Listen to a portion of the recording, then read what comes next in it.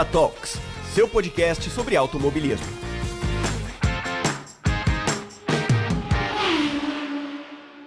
Fala, pilotas e pilotos, bem-vindos ao Punta Talks, o seu podcast sobre o mundo automotivo. Eu sou Ivan, seu host, e vamos completando um ano de Punta Talks. 20 de fevereiro de 2020 foi o primeiro episódio oficial do Punta Talks.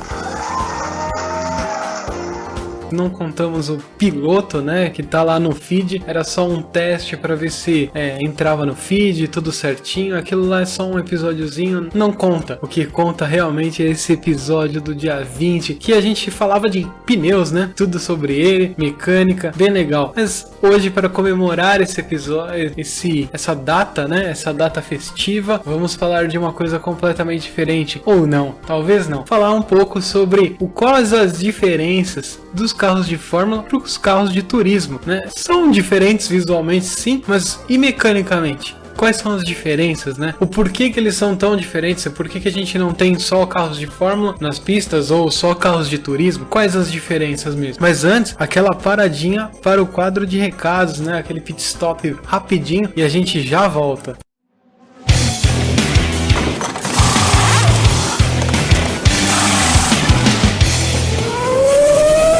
Quadro de recados. Bem-vindos, pessoal, ao quadro de recados.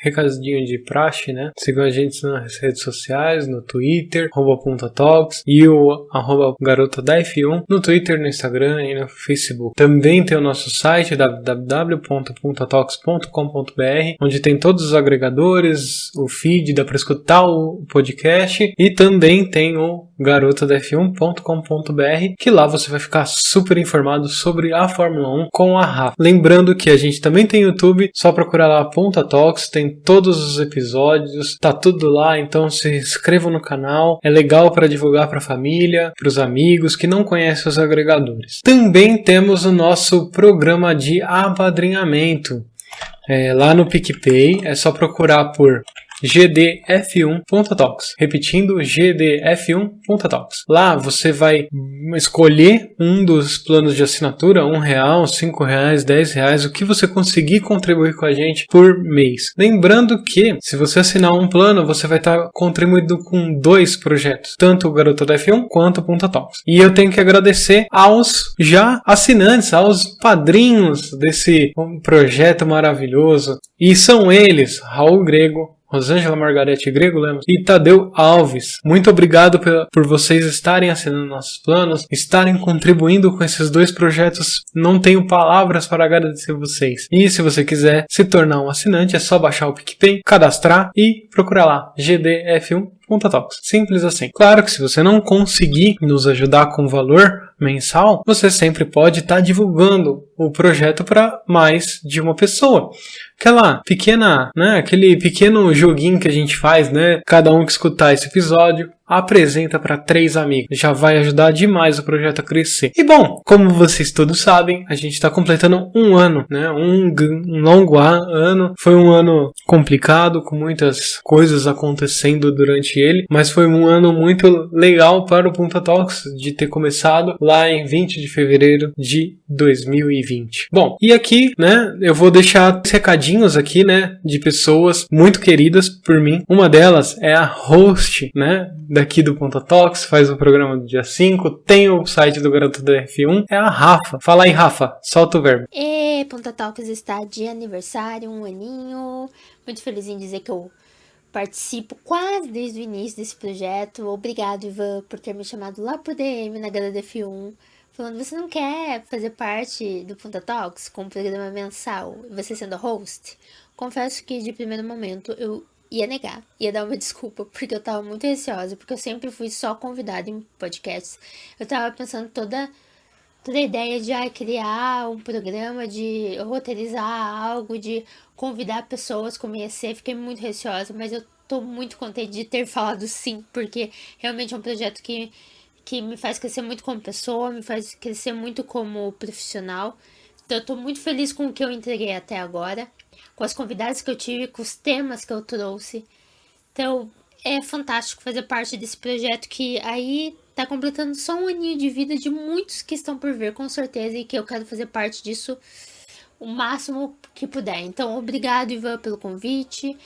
Parabéns por ter criado esse projeto. Parabéns por dar abertura para nós mulheres podermos falar sobre carros e automobilismo. Mostrar que a gente pode falar do que a gente quiser. E parabéns, Ponta Talks. Espero que muitos anos estejam por vir.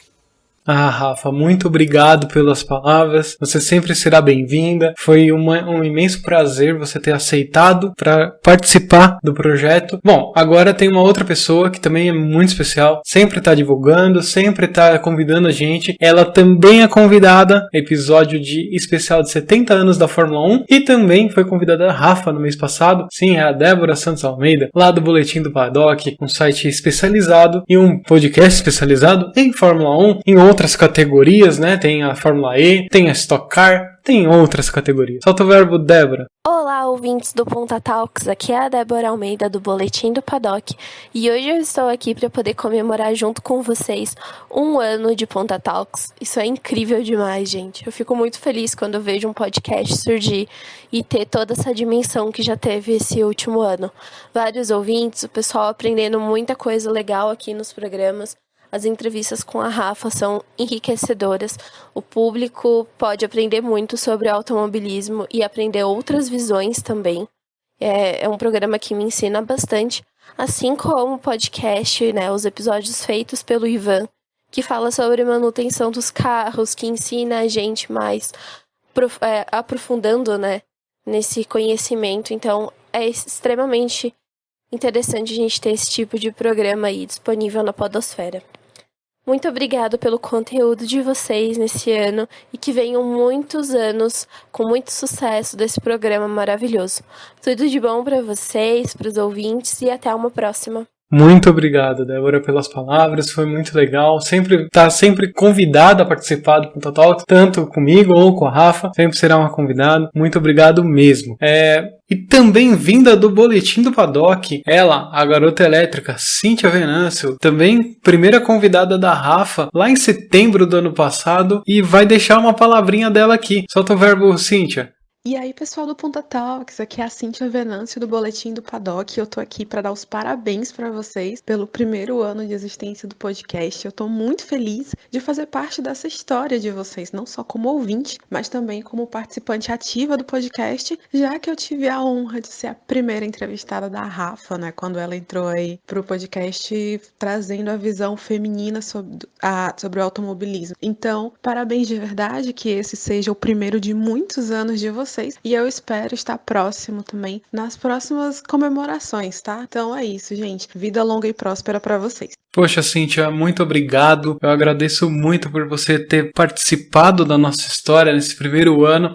Com certeza está convidada a comparecer mais vezes por aqui, seja comigo, seja com a Rafa. Bom, agora vou chamar aquele que me deu muita força bem no começo do podcast, me deu umas dicas de edição, até fez uma vez uma edição rápida, né, no ao vivo. Ele, que tem uns dados meio viciados assim, mas é uma pessoa muito gente boa e sabe jogar um RPG como nunca. Ensina muito RPG também. Ele, Jefferson Stankowski, lá do Dado Viciado. Pode falar, Jefferson. Solta o verbo.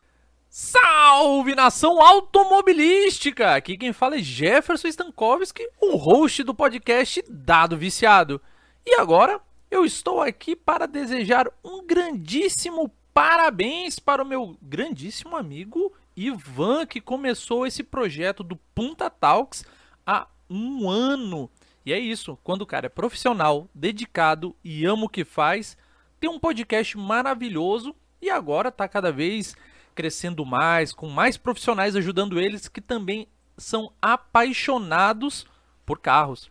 Carros, automóveis, toda a parte aí que entra um motor a combustão e rodas. Então, gente, meu parabéns para vocês, desejo muitos anos de vida para o Ponta Talks e continue sendo esse ótimo podcast automobilístico, tá bom? Aquele abraço e tchau! Bom, Jefferson, sem palavras para te agradecer por tudo, pelo começo me ajudando, por sempre estar divulgando o podcast. Bom, sem palavras mesmo.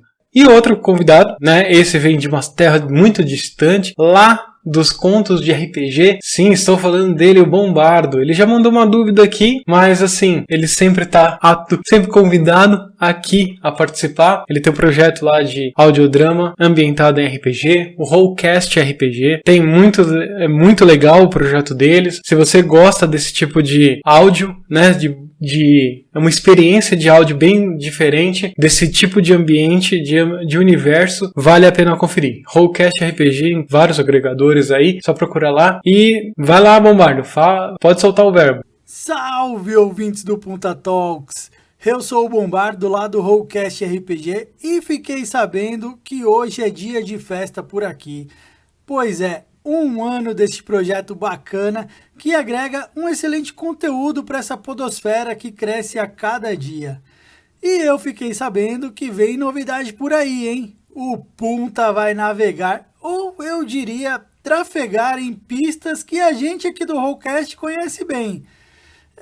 Eu acho que esse trocadilho não ficou muito bom não. Mas vocês sabem, é a força do hábito. Eu vou parar por aqui para não dar spoiler, senão já viu, né? O querido Ivan me mata. Ivan, meu amigo, desejo para você todo sucesso, que esse projeto maravilhoso cresça cada vez mais. Sucesso para você, sucesso para o Punta, esse projeto que, além de divertir a gente, nos informa bastante, porque eu, por exemplo, não entendo nada de carro, então quando eu preciso de alguma coisa, já mando um áudio pro Ivan. Ivan, vida longa ao Punta Talks, um abração e até qualquer hora, meu amigo. Valeu! Ah, Bombardo, eu te pego. Nada de spoilers aqui, hein? Nada de spoilers do que tem por vir. Tem muita coisa bacana e o Bombardo quase abre a boca falando de um projeto que está em sigilo até para os assinantes. Então, não esperem que eu fale alguma coisa agora. Bom, dito isso, dito todos esses recados, eu agradeço demais a todo mundo que está ouvindo esse episódio. Continuem conosco que agora a gente vai desmembrar um pouco das diferenças entre carros de Fórmula e os carros de turismo. Muito obrigado e fiquem com o episódio. Então, pessoal, vamos agora destrinchar um pouco, né, da diferença entre os carros de Fórmula e os carros de turismo. Bom, carros de Fórmula, eu digo aqueles monopostos, né, ou open wheel car, né, em inglês, carros de roda aberta. E os carros de turismo, eles parecem mais carros convencionais que você vê na rua, às vezes um pouco mais modificados, mas normalmente são bem parecidos com os carros de rua. Então vamos lá, vamos começar pelos motores e as transmissões. Não tem uma grande diferença entre os motores utilizados nos carros de Fórmula de turismo, né? Eles são preparados para trabalhar, claro, em regimes de altas rotações e cargas excessivas, né? Reduções muito bruscas e acelerações fortes, mas nada muito diferente entre Fórmula e turismo. Claro que tem diferença entre rua e o que tem lá, mas nada muito também diferente. Bom, a gente começa dando alguns exemplos. Por exemplo, Fórmula 1. Eles utilizam atualmente, né, depois de 2014, um motor V6 turbo de 1.6 litros com um sistema híbrido que gera atualmente em torno de 1.000 cavalos, 1.014 cavalos, e o regime de trabalho é até 15.000 rotações por minuto. Se você olhar no painel do seu carro, né, na rua,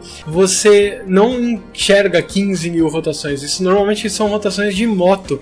Em carros de Fórmula 1 isso é normal. E aí você vê um outro exemplo de carro de Fórmula, que é o Fórmula V, que ele usa um 4 cilindros em linha de 1.6 aspirado, ou seja, não tem turbo, é um 4.6 em linha, mas caramba, isso daí você vê na rua. O seu carro normalmente é um 4 em linha, não, é um motor com 4 cilindros em linha. E qual motor que eles usam? O motor do Fox e do Gol 1.6, o EA111. Então eles só fazem uma preparação em cima do motor, claro, colocam uma injeção apropriada, componentes apropriados, mas é o mesmo motor. E aí você vai, por exemplo, o da Copa HB20, é um 4 em linha, 1.6 aspirado. Sim, é o mesmo motor utilizado na linha Hyundai, só com algumas alterações, né, para ganhar um pouco mais de potência, mas nada muito diferente. Então, bom, já dá para perceber um pouco. E lá na LMP1, né, a antiga LMP1, agora vai ser a categoria, né, de hipercars da WEC, né, daquelas provas de longa duração, eles não têm uma definição propriamente dita sobre o motor, né? Eles não falam que obrigatoriamente tem que ser um V6, ou tem que ser um V10, ou tem que ser um motor em linha. Tanto faz, mas eles obrigam a ter uma potência máxima, que gira em torno de 707 cavalos no motor a combustão, e no sistema híbrido, 272 cavalos, girando em torno de 780 cavalos aí no total, no máximo, né, somando os dois sistemas. E o consumo de combustível também é limitado a 80 km por hora no LMP1 híbrido, e nos LMP1 não híbrido é de 108 km por hora. No carro de competição, eles normalmente pesam o combustível, não é por litros, né? Não é o consumo por litros igual você está acostumado no seu carro. Eles medem o consumo por quilos, ou quantos quilos ele gasta por hora em regime de trabalho. E a gente vai para a transmissão agora. Transmissão também, nenhuma grande diferença entre Fórmula e Turismo. Eles usam câmbios manuais H, ou sequencial com troca na alavanca, ou borboleta atrás do volante. São vistos, isso também é visto na rua, né? Você tá dirigindo seu carro manual, é um manual câmbio H. E o Fórmula V, por exemplo, usa um câmbio H com 4 velocidades, né? 4 marchas, né? E sequencial com troca na alavanca é aquele câmbio automático que não... Ele é meio automatizado, meio automático, né? Que ele não tem a embreagem. E no câmbio, você na manopla do câmbio, você consegue ir para frente e para trás para trocar as marchas. E a borboleta é aquela lá que você já viu também em alguns carros, que tem aquelas aletinhas atrás do volante. Até naqueles volantes volante de jogo, né? Tem as aletinhas. É isso daí. Tanto Fórmula 1 quanto LMP1 que usam esse tipo de câmbio, né? Com borboletas. A Copa HB20 e a Fórmula V usam o câmbio H. É interessante, né? Porque uma categoria turismo e uma categoria Fórmula usam o mesmo câmbio, né? É bem diferente, né? Então dá pra perceber que eles não são diferentes nesses quesitos. Mas vamos ver no próximo quesito, né? Que a gente vai falar agora.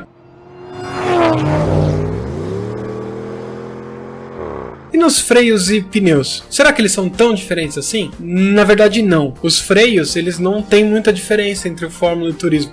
Na verdade, eles não têm tanta diferença até para os carros de rua convencional. A única coisa que eles utilizam são componentes de materiais diferentes. Eu vou explicar um pouquinho. Bom, só uma coisa antes, o carro de Fórmula tem uma boa vantagem quando se diz em sistema de freios quanto aos carros de turismo. Eles, por não terem a cobertura nas rodas, né, eles refrigeram muito mais fácil o sistema de freios. Então, eles podem trabalhar em regimes maiores, mais altos de temperatura, e vai ser tão eficiente quanto um que esteja trabalhando em temperaturas mais baixas. E assim, quando você vai para um carro de Fórmula 1, por exemplo, eles usam um disco de carbono. O disco de carbono, ele necessita de temperaturas super elevadas para trabalhar, porque senão ele não dá o atrito necessário para que ele funcione. Para vocês terem uma ideia, o carro de Fórmula 1 ele trabalha com freio acima dos 400 graus e até uns 1.200 graus em funcionamento, né? Naquelas frenagens no final de reta, vai até uns 1.200 fácil, e não para de funcionar. Se for um carro convencional, passou dos 400 graus, ele já parou de funcionar, né? Descida de serra, você pega um carro aí na descida de serra, se ele superaquecer o freio vira borracha num freio, igual a gente já falou no episódio sobre freios. E aí, você vai pra Fórmula V, não usa esse tipo de freio carbono, porque é muita temperatura para um carro que tem pouca potência, mas ele usa uma liga de aço, que é o mesmo que você encontra no Gol e no Fox. Olha que interessante, eles usam o mesmo sistema que é utilizado nos carros de rua. Então, o freio ele vai trabalhar entre 100 e 400 graus. 400 graus são em frenagens muito bruscas. Até mesmo carros convencionais podem chegar nessa temperatura. Não é o ideal, mas é assim, ele não pode trabalhar nessa temperatura. Ele pode ser em emergência chegar nessa temperatura. E vai para a Copa HB, vale a mesma coisa para a Copa HB20, né? A Copa HB20 utiliza o mesmo sistema de freio do HB20 de rua, inclusive com os tambores na traseira. Aquele freio que é menos eficiente que o disco, mas ele utiliza. Porque é um carro com pouca potência, né, no motor, mas ele entrega uma boa resposta na hora dos freios, porque o carro é leve, porque ele tem todo o interior preparado, né, retirado para ser um carro mais leve. Então ele também mesma coisa do Fórmula V, ele vai trabalhar entre 100 e 400 graus. E aí, a gente vai falar, e o LMP1 lá da WEC? Né?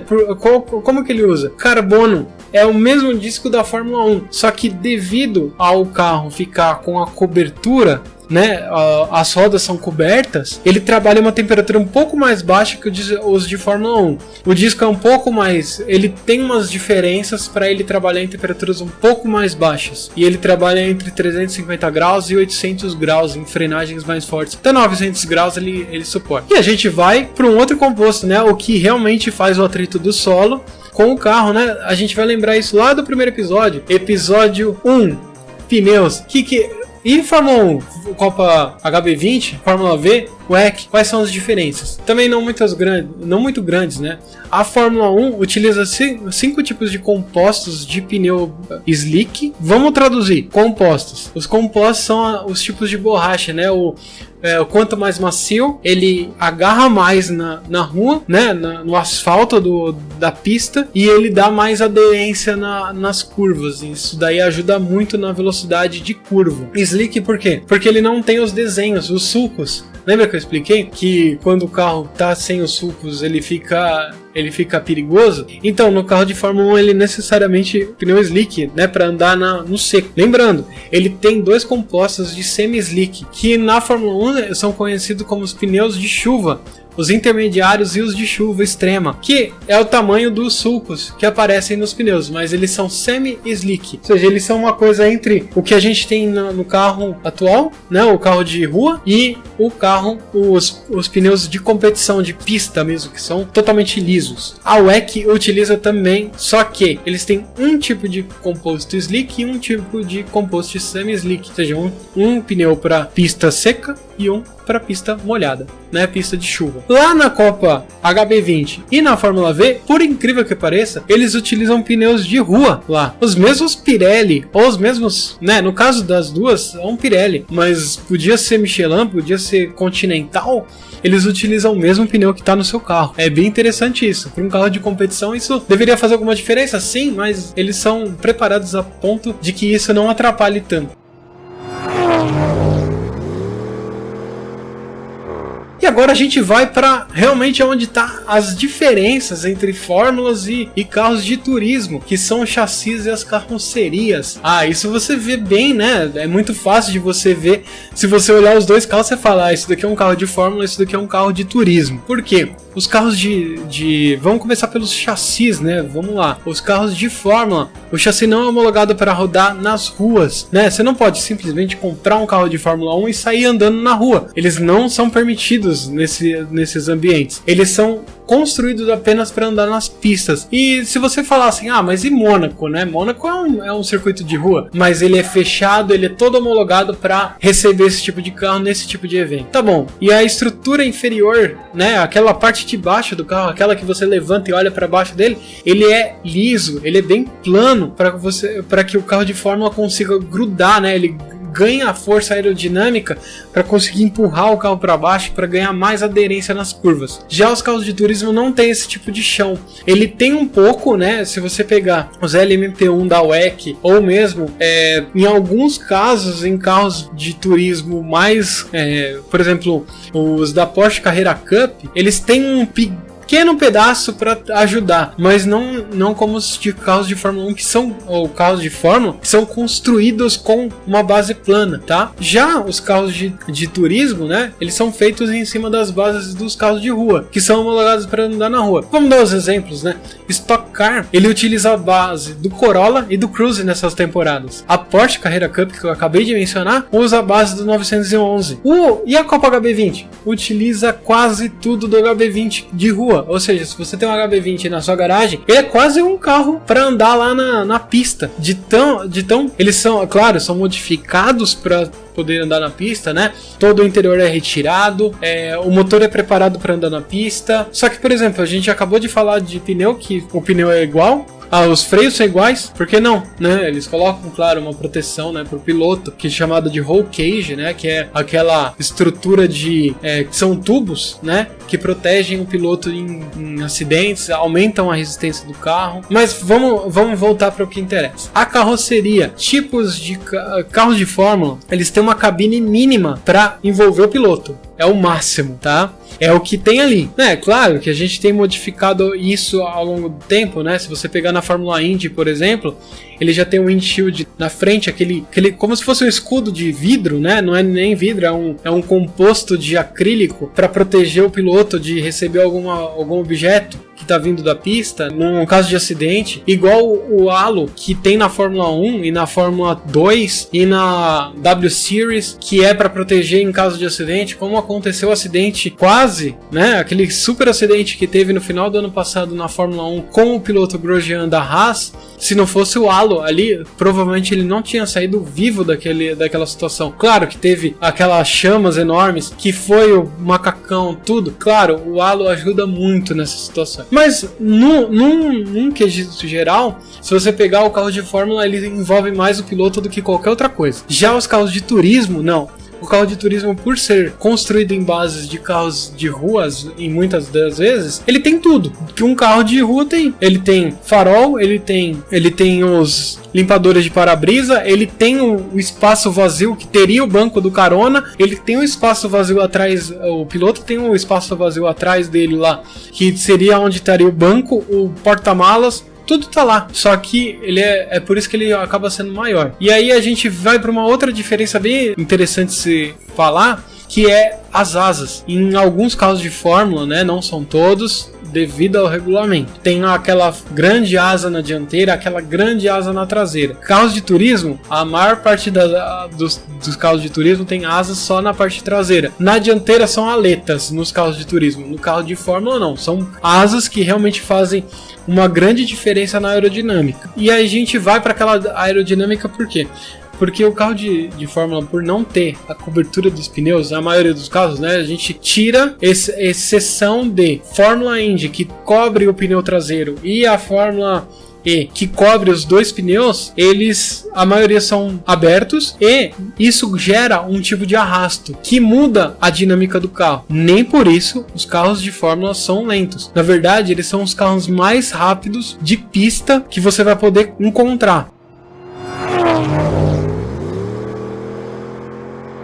E vamos para os comparativos de tempo de corrida. Vamos começar lá com Silverstone, a pista de Silverstone na Inglaterra, em 2019. O LMP1 da WEC mais rápido naquela pista em tempo de corrida foi o Toyota, com um tempo de 1 minuto, 37 segundos e 289 milésimos. Já o Fórmula 1, no mesmo ano, Lewis Hamilton fez um tempo em corrida de 1 minuto, 27 segundos e 369 milésimos. Ou seja, quase 10 segundos de diferença entre o LMP1 e a Fórmula 1. E a gente percebeu ao longo desse episódio que eles são praticamente o mesmo tipo de carro, né? Os mesmos componentes de freio, usa os mesmos tipos de pneus, só que olha a diferença. E só para vocês terem uma ideia, os LMP1 têm o mesmo peso dos carros de Fórmula 1. Então, o que é? Pode ser o motor? Sim, o motor tem uma grande diferença aí de 200 cavalos, que faz uma diferença gritante. Sim, mas mesmo se eles tivessem 1000 cavalos de potência, eles não virariam tempos tão rápidos quanto os de Fórmula 1. Por quê? Porque os carros de Fórmula 1 têm toda a dinâmica de força G, de trabalhar com a suspensão, de trabalhar com os freios, de tudo para serem muito velozes na pista. E aí a gente vai fazer um comparativo só para vocês terem uma ideia de que motor não é tudo, de que não é porque motor é muito mais potente e tal. Vamos para Interlagos em 2019. Vamos pegar duas categorias nacionais. Fórmula V nacional. O Fórmula V em Interlagos virou 1,56 e 837 milésimos. Ou seja, 1 minuto, 56 segundos, 387 milésimos em Interlagos, tá? Numa corrida em 2019. Já na Copa HB20, o mais rápido em tempo foi um tempo de 2 minutos 07 segundos 601 milésimos. E você pode falar, não, foi o peso. Não, eles são totalmente aliviados, os carros da Copa HB20. Claro, não tanto aliviados quanto o Fórmula V, que pesa lá 600 quilos, mas eles são bem aliviados. E o motor é o mesmo praticamente, né? 2 motores 1.6 com poucas preparações ali, que vai dar uns 20% a mais de potência em torque, não vai fazer tanta diferença nisso. Olha como que é a diferença entre a velocidade de um carro de Fórmula e um carro de turismo. Sim, a gente pode estar falando assim, e se colocar os dois na pista? Tem alguns vídeos que eu vou colocar aqui na descrição, um vídeo que compara um carro de Fórmula 1, um carro GT e uma moto da MotoGP, para vocês terem uma ideia de quais são as diferenças de performance, tá? Você vai ver que o carro de Fórmula 1 ele termina e aí depois de uns 10 segundos vem o GT e depois vem a moto da MotoGP, tá bom? E bom, é por aqui que a gente vai encerrando. Eu vou deixar vários links na descrição do episódio, porque eu achei bem interessante para vocês lerem um pouco mais sobre o assunto, como que eu sei das temperaturas de trabalho, né, dos freios. Vou deixar um link bem legal de uma tese lá da PUC-Rio que explica muito mais do que eu expliquei aqui sobre os freios de carros convencionais. E aí a gente vai ficando por aqui mesmo. Espero que vocês tenham gostado do episódio especial de 1 ano de Punta Talks. Eu prometo que em 2021 teremos muito mais episódios, muito mais conteúdos muito legais. Eu vou realmente criar programas pensando no que vocês desejam do Punta Talks. Vou falar muito sobre mecânica ainda. Vou falar sobre a Rafa vai vir com muitos assuntos legais, com muitas mulheres incríveis, né? Mês que vem, mês da mulher, temos 2 programas preparados especialmente para elas, né? A gente vai... A Rafa já tem um programa bem legal preparado, eu também tenho um, então vocês vão adorar. E não se esqueçam, claro, de divulgar esse episódio para todo mundo que vocês conhecem, né? Aquela velha brincadeira, né? 3 amigos já ajuda pra caramba. Quem ficou até aqui, eu agradeço a paciência, realmente. Foi um tema bem legal.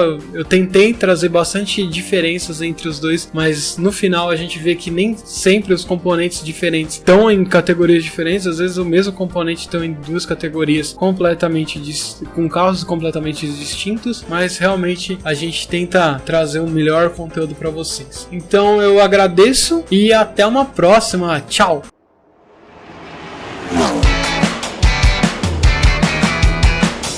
Você escutou Punta Talks.